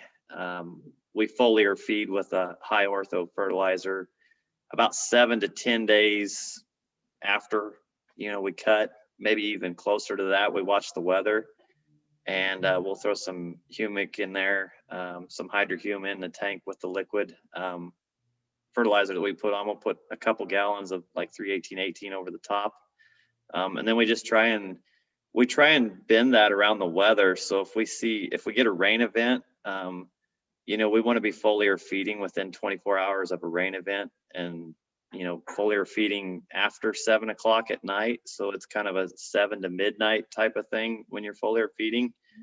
Trying to let that have as many hours to soak in before you hit 100 degrees is huge. And not doing it when it's 100 degrees is huge, is what we've found. So basically, as of right now, no more chicken litter, and we're back to dry and, foliar feeding with liquid throughout the summer when we can. It's interesting that you talk about putting that on midnights and getting it allowed to soak in and take care of everything before we have the heat of the day, because not a lot of people remember that. They don't think about application and the needs of the plant. They think about when can I get in the field, right? Right. And foliar feeding, and we do it on all of our crops, except for the cotton, the milo, and some of the other crops. Anytime we foliar feed during the summer, it's pretty much dark is when you start in the evening. That's when the foliar feeding starts. Okay. David, any other thoughts on fertility programs, especially with your neighbors and your clients? Anything that they are concerned about that they're managing in their alfalfa? No, our clients, we have a large compost base here around the dairies, and the nice thing about compost, it's weed free, and you can haul it quite a long ways just because of the density of it. So that's really our, for our alfalfa at least, that's our go-to. Okay. Well, gentlemen, we're gonna continue on through our topics, and we heard in one of our previous sessions from one of our friends over at Colorado State University about the market aspects for this year and alfalfa, and especially with the high cost of feed grains. David, you touched on that before, that high protein alfalfa. So what, let's look at that market opportunities, especially with the drought that we've seen out west. Where are some things that you're thinking of that you're thinking, what, my alfalfa has an edge up. I can eke out a little bit more if I do it this way. And David, we'll start with you. Yeah, perfect. So, our whole goal this year is to produce a high protein, highly digestible alfalfa. If we can lower our protein inputs on the grain side, it's going to make huge cost savings for us feeding the dairy herd. So that's really our goal this year, is to really maximize our own feed products, so we can go out and purchase less. Okay. Well, and you're probably already pricing feed grains and ground soy and all of those other things. So that's really got to go into that dairyman's mindset of, maybe we're going to feed a little bit more alfalfa this year. Am I right? 100%. If alfalfa, if we can find a high enough quality alfalfa, and then that the cost per unit of protein is less than a ground soybean meal or a canola or DDG, we'll definitely feed more alfalfa. The hardest part the last couple of years has just been trying to find enough consistent quality supply to sustain what we need. Usually we're about 3 to 4 pounds of cow a day is all we can actually go out, and it's just not there. Okay. And Darren, out our direction, we've got corn and all sorts of other feed grains. obviously you're selling to some folks back east, but what are you looking at with those market opportunities, considering, it's been so dry out west? We've got some feed grain prices that are higher. Are you guys at home penciling that out, going, we might have a better year this year? Oh, I think most definitely we will. We've still got hay in the barn. We retained some hay in the barn just in case we went into a dry spring for our own cows. But I'm thinking now that our own cows are going to have to, we're going to have to switch something up here, and we can't afford to feed as high as alfalfa is going to get this summer. I don't believe we can feed very little of it to our own cows. We're keeping some of that stuff in the barn. I think the market here late summer is going to be, it's going to be pretty explosive. I think we're going to trend to quite a bit higher prices. So it's kind of the case of the cobbler's kids that have no shoes, because your cows are going to get the stuff that's not marketable to others, right? Yeah, if we can get some wet distillers, and they might get a few bales that we mess up on, but they're going to have to get by on crabgrass and distillers probably, because the alfalfa is it's just too valuable to put into a beef cow, which is what all we raise. If we had dairy cows, it'd be different, but even during the drought in 11 and 12, all of our hay, we couldn't feed any of our hay to our cows. We just couldn't afford to do it. We had to purchase grass type hay and lower quality hay.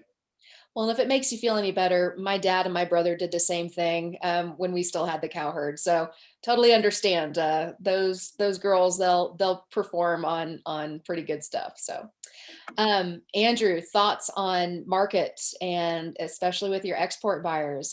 What are some highlights that you're looking at, and perhaps in the PNW itself? What are some high points that you guys are looking forward to? For us, the thing about it is, with corn prices being higher, we're looking at a lot of growers are going to be planting corn. So that kind of pulls out some alfalfa acres for us. So it gives us kind of a little better opportunity there. The biggest thing right now is figuring out the whole shipment imports and exports deal, because right now we just heard from one of the exporters we work with. Currently, I think there's 49 ships sitting off the coast of California right now, waiting to get into the Port of Long Beach. So that's kind of causing some shipment delays.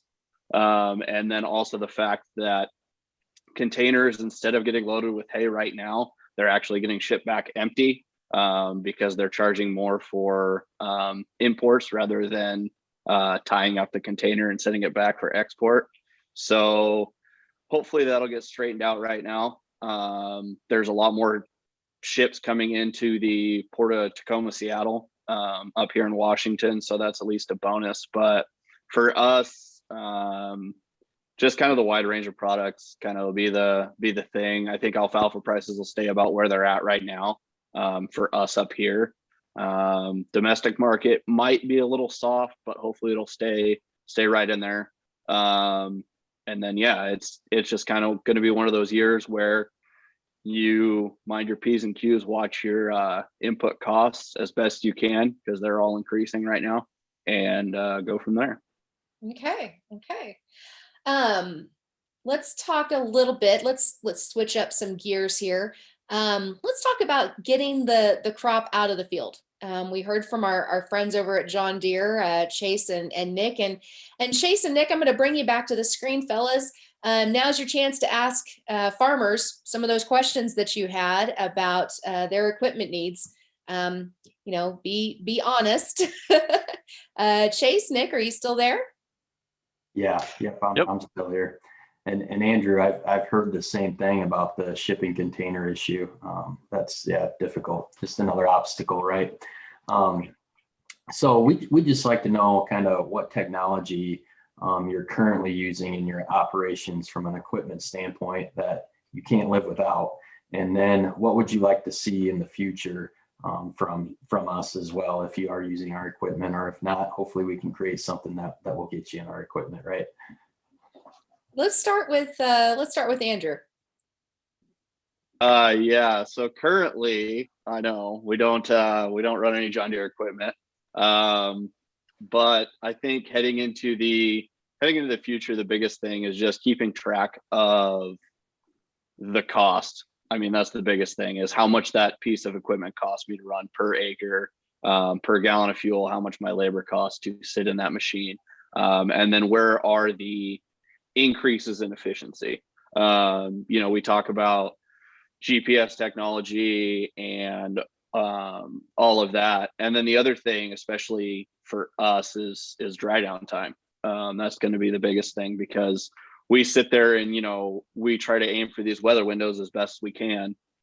So the faster we get it dried out, the faster we get it in a bale is a whole lot better for us. If we can put it up nice and green with the weather that we have, and keep that leaf and keep that color, then that's a happy grower. Okay. David, how about you? Same questions. Yeah, same question, and it kind of goes to what Doug asked in the chat room also. What is your greatest challenge? And one of our biggest challenges is just finding enough labor to maximize our efficiencies.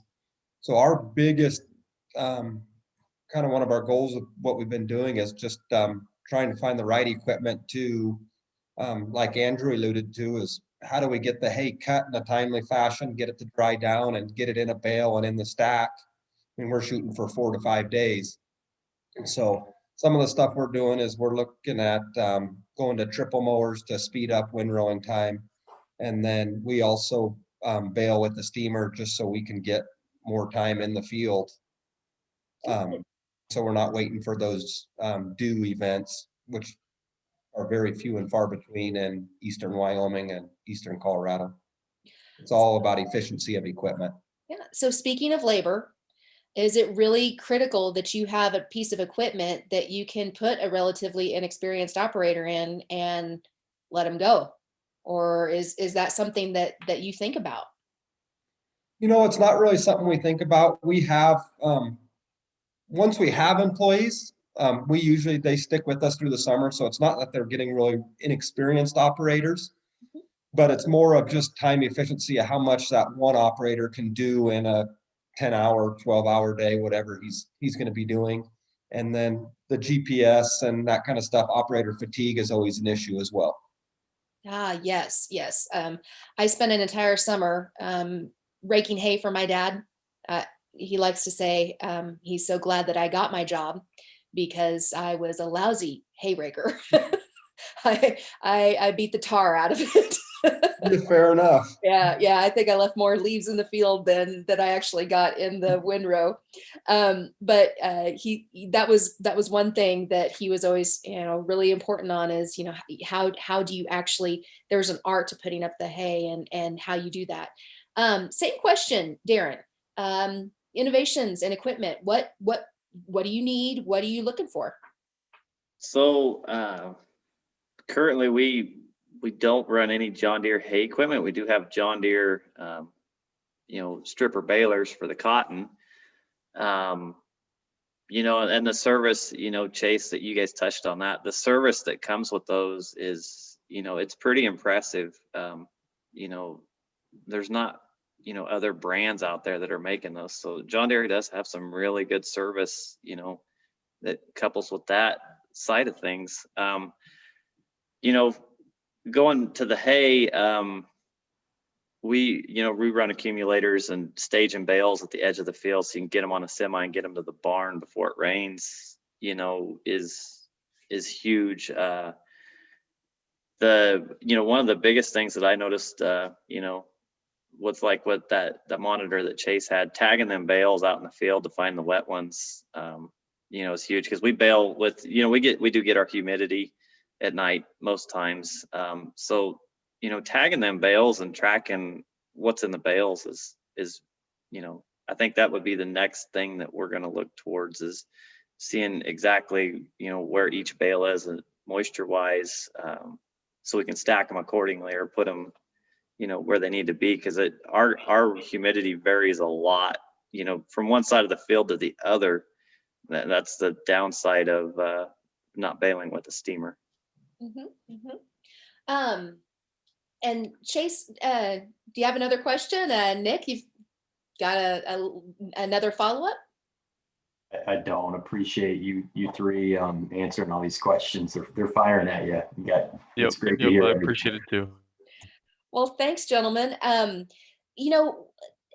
Raise a hands. How many of you farmers you three are thinking about, electronic equipment? What is that? Is that something that you've thought about? Autonomous equipment, some of the things that are coming online. Anybody want to talk about that, or any excitement over those ideas, or any thoughts on them? David, I'll start with you. Yeah, I haven't had much thought on any of that quite yet. We don't really like to be the first one and jump out on new technology. Andrew alluded to it a little bit earlier. Like to see what the neighbors are doing a little bit and let them take that hit first. Understand. Darren, Andrew? I guess one of the interesting things that, that I got my eye on is the robots that run in between the row that either spray or are mowing the weeds off, for cotton or other crops. That's going to be really handy equipment to have in the next, few years with the resistance that we're getting with our weeds and the chemicals. We're gonna have to go back to mechanically getting rid of some of them in some areas, and I think having a robot out there to help us with that, that can run 24/7, that's handy. Andrew, what do you think?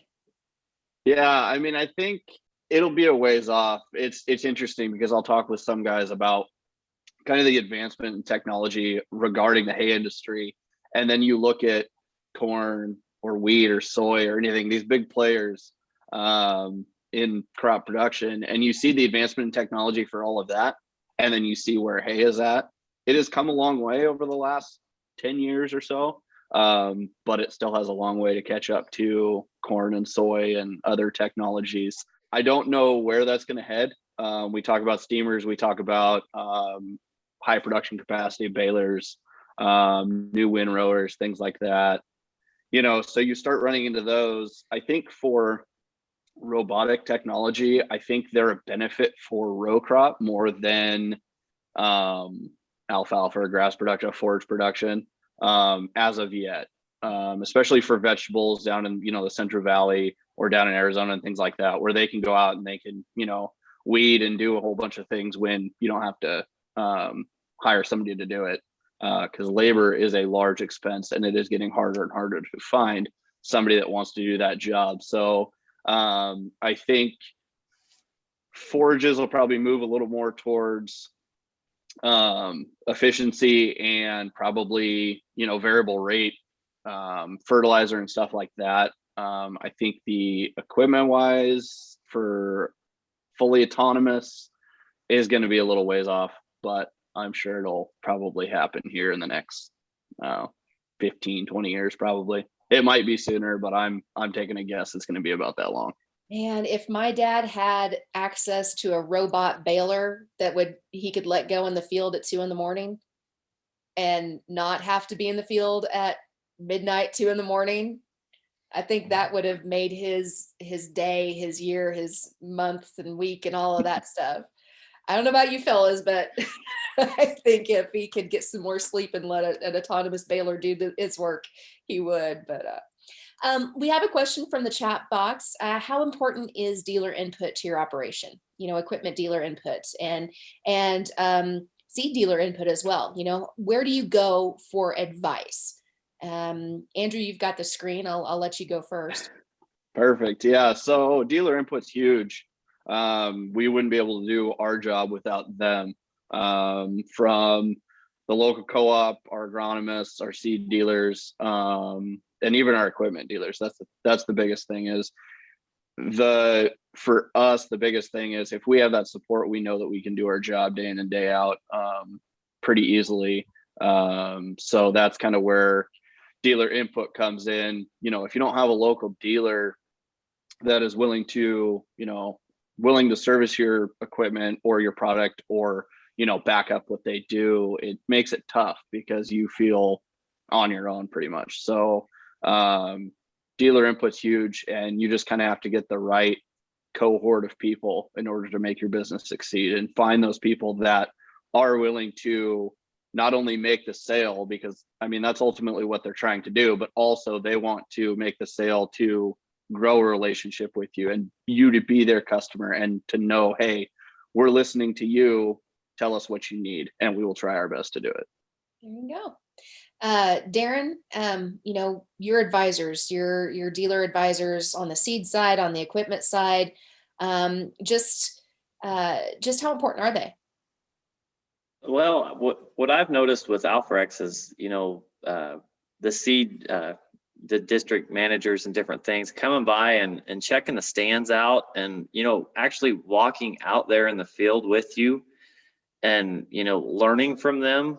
They've got a lot of years of experience. They swing by our place. I don't know if it's because we're so close to Wichita or what, but they do a wonderful job of talking with us and showing us new varieties, and having that input from them is very valuable.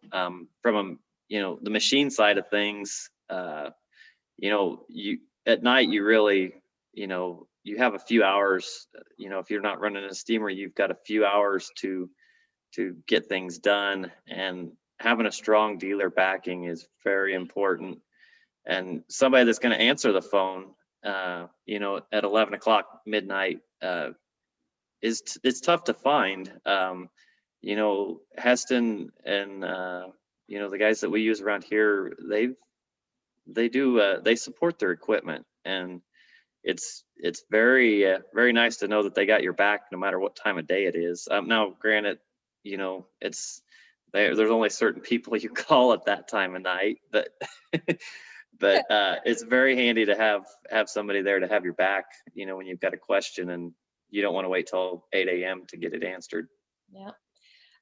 Now, David, you are a dealer yourself, and you have a lot of important relationships. Just maybe talk about the other side, just how important it is for you to match your customers with the right seed. Yeah, and that's a big deal. I mean, from the agronomists that we have working for us, and the relationships they're building, it's a relationship game. And how do we build relationships, not only with our clients, but people, advisors and district managers, and how do we get all that information and getting the right product to the right person on the right field? It's definitely a chessboard, and finding what people, it's real, it's the relationship piece of knowing what your client needs, and then finding the right products for his end need. Because some people, like ourselves, we want quality. You get other people who want the yield, and there's just so many different products out there that I'm putting the right product in the right place and knowing your client. Okay. Well, it looks like we have somebody from Greece, who's an agronomist advisor in a company who uses heat from a company to produce electricity to dry alfalfa. I think he's just saying hi, but look, we've got somebody clocking in from Greece. So, gentlemen, you are now international stars. Let's talk about. We started off with this variety question, but do any of you run variety tests in your own operation? Obviously, David, you probably have variety tests of alfalfa and test plots and stuff, but how does that work for you? What do you mean by, just do we run test plots, or what? Yeah, so do you have some test plots in a field just to see which variety might do better, especially with the new ones that are coming out? The question specifically is, how do you choose the right alfalfa variety for your farm? So I'm thinking, do you test a field here and there? Do you just have a couple of plots in one field to make sure that alfalfa performs well in that soil environment? Yeah, so I think there's a lot of needs first you got to answer what the end goal is for the alfalfa and where you're going with it and what you want to do with it, and then narrow it down from there for what your winter hardiest needs are and your fall dormancy needs are. And then, of course, soil types beyond that. Okay. So, and we do test plots as well, because sometimes there are a few different varieties that perform differently, even though you think they're going to work good. So it's a balancing act as well. All righty. Darren, Yes. any test plots? Yes, we just put one in this fall. It's got, I think, 8 or 9 varieties side by side. They're, 40-foot, or no, they're 80-foot plots, going about 3/4 of a mile through a field. So it'll be very interesting to see how they all handle the cold weather, because we didn't have much snow cover. So I'm curious to see how the first cut's going to go. We have barley that we interseeded in there with it. When we planted the alfalfa, we plan on chopping it, for first cutting, and then we'll see how they go the rest of the summer. Okay. Andrew, how about yourself? You work with Washington State University on their variety trials, and you're with the wheat, or the Washington State alfalfa growers up there. Sorry, I do a lot of Washington wheat grower stuff too, so I stumbled you're good. that one a little bit. So variety trials and such. Tell us a little bit about that. Yeah, so we, as an organization, for the Washington State Hay Growers Association, we partner with WSU. We've been doing that for the last 22 years. Steve Norberg, who was on here, conduct those variety trials. So we take and look at that information, just kind of see where it's at, which varieties are performing the best for yield, quality, and things like that. And then we also find out, for us, for a variety specifically, is kind of the regrowth time, winter hardiness, and things like that, to make sure that we're kind of all in sync with the rest of it. So if we decide to plant a new variety, all our other fields, we like to make sure that they're kind of all in the same rotation, so to speak.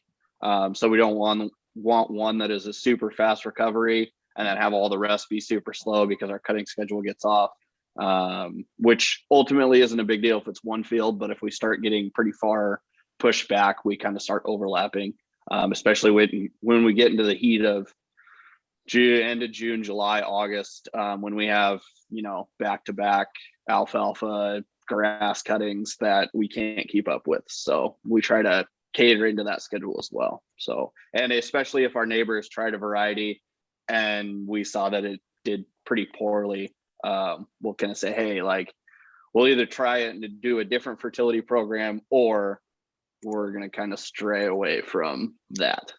Well, gentlemen, we're coming up to the top of the hour here. And folks, if you've got any last minute questions, go ahead and put them in. Let's go back to Doug's question. What's the biggest challenge in your alfalfa production today? Darren, let's start off with you. Biggest challenge. Biggest challenge, I would say, is, the weather. It's getting, the events that are happening are more and more erratic. So, chasing the weather for us is one of the biggest things, and keeping the quality up there with that. David, how about you? Biggest challenge, whether it's variety or it's other parts of your operation, anything? I'd say our two biggest challenges is just efficiency, getting across the amount of acres we're trying to get across with the amount of people we have. And then also, when the weather does want to throw you a curveball and shut you down for a week and trying to play catch up, or getting rained on hay off the field, it just kind of balls everything up and sets you back for the whole next cutting. It's a domino effect for sure. Exactly. Andrew, biggest challenge. I'm going to have to agree with David. It's about the same. I'm going to actually have to agree with both of you guys, because weather and efficiency are the biggest challenges to our production. Irrigation makes it easy. We can take and run and, be fine. But getting through the amount of acres in those small weather windows is huge. This year, just for our grass, weather was looking good. We put down probably some of the best looking stuff we've had, and random rainstorms came in and just took that right. It rained for about 2 weeks straight, and nice looking grass turned into yellow, dingy looking straw pretty quickly. So that's our biggest challenge. our phones pretty much stay on weather apps all day long during the season. So we just try to make sure that we're as prepared as we can be. So There you go. Well, before we wrap this up, final question. We heard what your biggest challenges are. Now, what are some of the biggest opportunities that you see? Maybe it's this year, maybe it's, the coming 5-10 years. We've heard a lot on the national scale about climate smart agriculture and the possibility of figuring out a way to get paid to sequester carbon. We've heard a lot about new technologies that are coming down the pike that can improve efficiencies, that can help us with our costs. There's all sorts of things out there. When you're looking at your operation and your family's goals for the next 5, 10, 15, 20 years, what are the opportunities that you see in raising alfalfa? And David, I'm going to start with you. Yeah, I think with the advancements that everybody's seeing in the row crops, I think some of those are going to bleed off into the alfalfas, and a lot of the advancements that they're seeing is we're going to see, and we're going to catch up, and our efficiencies should be able to get a lot better, a lot quicker, and I'm trying to get that hay put up in a more reasonable amount of time. But then also with a lot of the genetic advancements as well coming up the line, I know Alforex is working on a lot of neat stuff that we can see a lot higher quality alfalfas in our world, which will translate into less cost to feed our cows, more milk, more meat per unit of dry matter going into those animals. Well, and on behalf of ice cream lovers everywhere, I appreciate everything that you put forward, because that's my favorite dairy product. I'm with you. Well, Darren, what's the opportunities that you see? What I see, is the new technology with seed. As we progress through the new hybrids, is the ability to handle our weather events. Is and keep the quality up. It just opens you up to keeping your bottom line higher on your farm. That would be probably the biggest thing, is the advancement in the seed technology. That, what we've seen in the last 10 years and what we're going to see in the next 10 years is, if we can see that in the next 10 years, the advancements we've made in the last 10, that's going to be huge. And then the machinery side of it too. Maybe getting some more autonomy would be great. A little more sleep at night, because labor's, that it doesn't matter where you're at. It seems like, finding that labor when you need it, when you've got to run, it's, that's going to be our biggest limiting factor, I think, is, weather and labor. And hopefully with the technology, in the last 10 years, if we can, progress in the next 10 as much as we have, maybe that'll help everybody get by with more limited labor. All righty. Well, and on behalf of everybody that wears denim and has a good cheeseburger this coming summer, thank you for everything that you're doing there in Kansas. So you're welcome. Thank you. Now, Andrew, what's your biggest opportunities that you and the folks up in the PNW kind of see? Yeah, I think irrigation technology has come a long way. Still keeping up and starting to advance more and more about how we can get more efficient with our water use.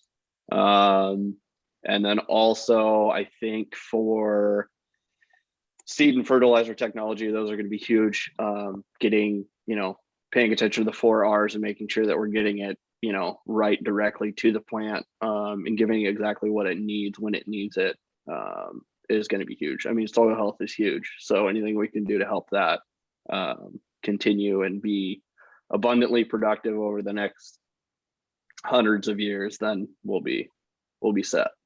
All righty. Well, gentlemen, that was a marathon of a farmer panel today. Thank you so much. And if we were in person, we'd all give you a nice big round of applause. Thank you for opening up the doors to your farm operations and letting us sit on the tailgate and pick your brains. I appreciate it so much. All righty. Well, folks, that's it. That wraps up our 2021 virtual Alfalfa U. And I want to thank each one of you for spending your precious time with us online and hopefully getting some really great knowledge to help your own farms. Now, remember, the recordings of our Alfalfa U sessions will be posted at hpj.com/Alfalfa U. And access to those is limited to registered attendees. So when you register, you'll get an email when the videos are available for you to review. Now, shortly, you'll receive a survey in your email boxes.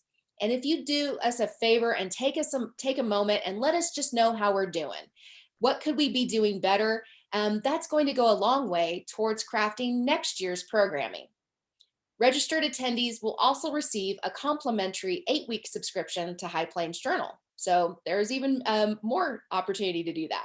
I want to thank again our sponsors for today's session, Alforex Seeds and John Deere. Thank you, gentlemen, for joining us. And thank our wonderful farmer panelists again. We really appreciate them volunteering their time to let us ask them any and all questions.